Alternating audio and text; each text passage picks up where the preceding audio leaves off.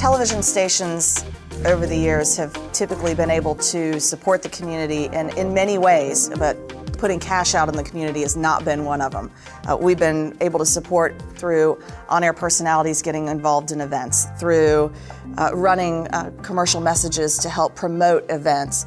Very seldom do we get cash to put into the marketplace. An investment from our parent company makes all of this possible. We are so fortunate that Tegna has allotted us actual funds to go and make a difference in our community. So the ability for us to have that and infuse this cash into a variety of organizations throughout Hampton Roads is really special, and it's very special to have our entire team involved in that decision-making process. So the process really starts when we get together a group of our employees, our internal committee, and that process is open to all levels of our station. Anybody that wants to participate can. It's really exciting to watch because their passion comes out. Their passion for their community, the communities in which they live and they serve, and they really, really care about. One of the responsibilities I think we have as a newsroom is to cast a light on the many positive things that are taking place here in Hampton Roads. We cover the communities, communities that we live in. We have kids that go to public schools here. It really does make us feel like we're making a difference in our community. We are striving to go above and beyond just reporting the good news, the bad news. We want to be a partner to our community, and I think that this process really helps us do that. You know, we want to be that voice that you hear and that person that you share good news with. When you're troubled, you come to us as well. We're there for you all the time, not just when the news is bad. When I look at the list of the organizations that the team selected, I think it's pretty clear a lot of thought went into geographic diversity, diversity of issues. There are things really focusing on the peninsula, certainly on the south side, so hitting all of those geographic areas of the marketplace, looking at organizations that are fighting child abuse, transgender issues, certainly wildlife or animals, education, children. It's a great variety of organizations that our team selected, and I think you'll see that today.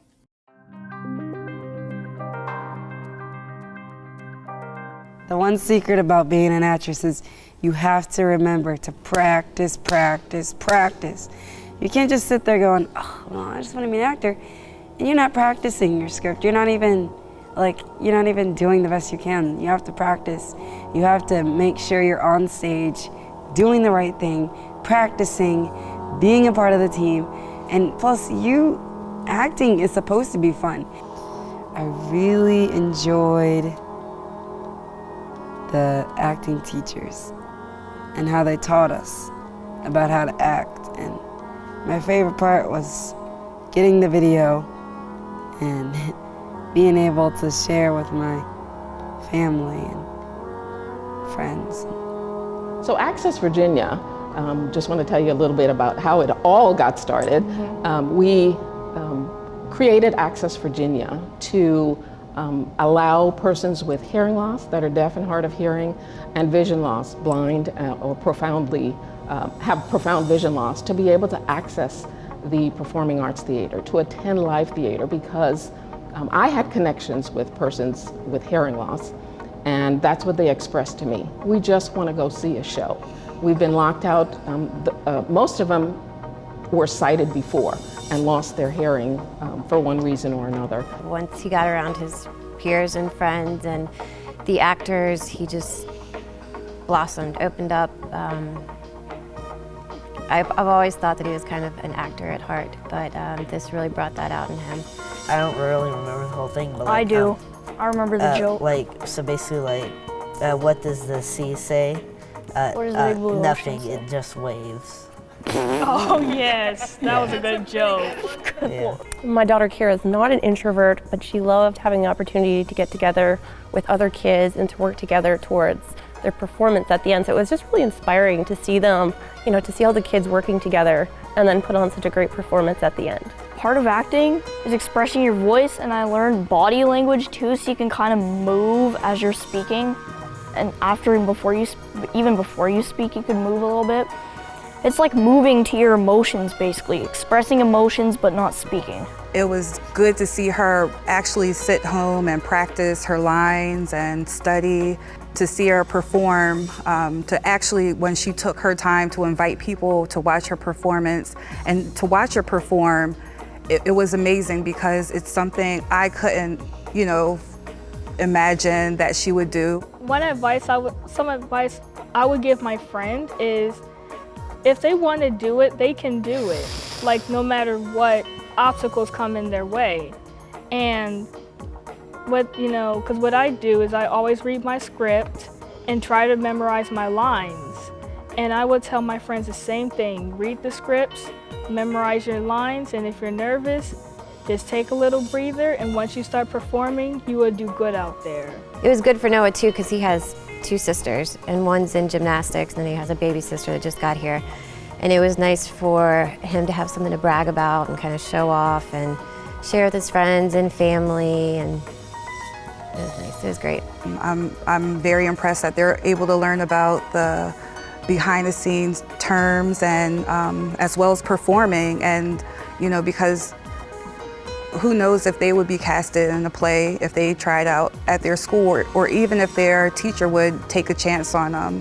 But now they come with a resume. Hey, I've done 2 plays.